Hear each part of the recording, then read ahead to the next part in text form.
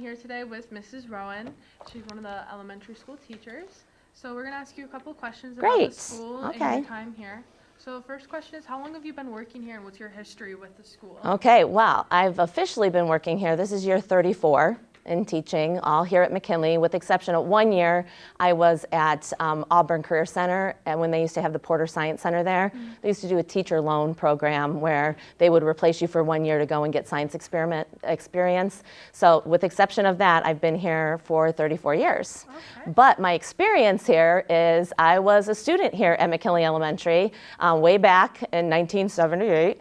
I came, and my family moved to Fairport, and I started 6th grade here when we had 6th grade in the building, which actually, it's like the most recent history of McKinley. 6th grade has not really been at the middle school that many years. Some of you might not remember when they moved over there, but I started here in 6th grade in 1978. Okay, so considering you've been teaching here so long, you've taught your kids, right? Yes, I have my own kids. I've had nieces and nephews. I grew up in Fairport, but my husband and I, after we were married, we lived here for a number of years. He is also a Fairport grad, longtime Fairport resident. We actually moved around for his job.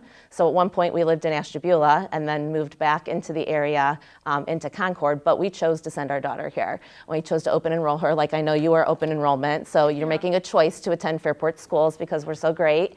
And she came here starting in kindergarten and all the way through graduation in 2015. So that was a choice that we made to make sure that she had that same experience that we had. So, as being here so long, do you have any favorite memories or like? Oh, so many. Events? Oh, yeah, so many. I mean, obviously, being Halloween, the week after Halloween or Halloween week, so many different Halloween experiences. Just remembering. As a kid, first of all, the whole thing about the town and being such a nice town to do trick or treat in. I was in the band, so I remember doing like the Halloween parade and around and costume contest, and my daughter taking part in those as well. So great things like that. Community experiences like Community Day, all the great things about small town living. But I think my fondest memory, obviously, multiple ones, but because I've been here for so many years and also growing up in Fairport, is just that connection to, getting the kids of kids that I went to school with, or then, scary, getting the kids of kids that were in some of my classes, which has happened as well. So just that sense of community and that, the quote, "It takes a village," if we, go way back to "It takes a village to raise children," I think that is like truly what Fairport is about.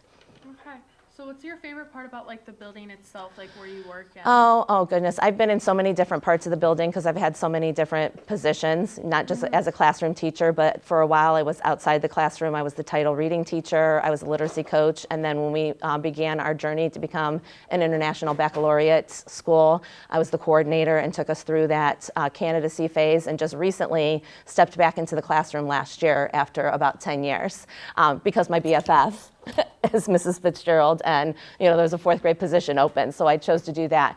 But I just love the big open hallways. That's just one of I'm super excited about new buildings, but the things that I'll miss is just that, the tall ceilings, the big open windows, how much natural light we get, and just hoping that, those are some things that are going to carry over into our new buildings. But also, because we are small and we're 2 per grade level, you just build that community also, again, with your colleagues. I mean, even though, Miss Fitz and I teach 4th grade and we're on the 1st floor, which tends to be, primary on the 1st floor, intermediate on the 2nd floor, because of some changes that we have done to accommodate, parents, and also, having students with disabilities, and that making it more convenient to have upper grade levels on the 1st floor as well.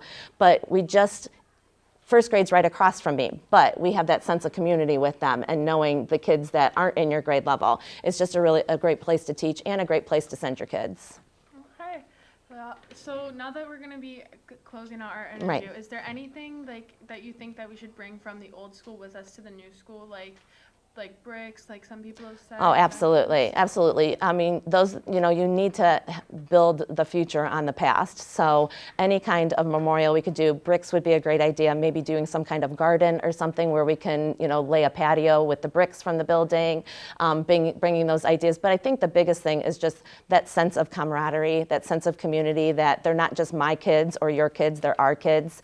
I think that's going to carry through with us no matter where we are. But I think we do need to have some kind of memorial of this building has stood for over 100 years, and taken us through some pretty rough times. And yeah, we know she's shabby. We know that she needs to be gussied up a bit, and it's challenging. Our heating issues, our plumbing issues, those are things. But it's like family. Just because somebody might take a little bit more effort, that they're still family, right? You still own them. So that ownership and that family. But yeah, I think having some kind of memorial to our old buildings, I think would be a great way to start our new buildings. Okay. Is there anything else you'd like to add that you think that we should archive, like any stories or anything that we should keep? Well, I think obviously, some of the things that have continued that started a number of years ago was like our Hall of Fame. That needs to be continued. Like I know those wonderful trophy cases that Mr. Rebar has continued to build and continued to put things in, like the decades and memorials of that. I think those are all things that we need to carry over in some way, have some kind of nod to them in the new buildings. So even though it's great to have things that are new and improved and obviously more efficient, we still need to take those memories with us and maybe have some kind of tangible evidence of where we've come from. Okay. All right. So we're going to be ending our interview today with Ms. Rowan. Thank you.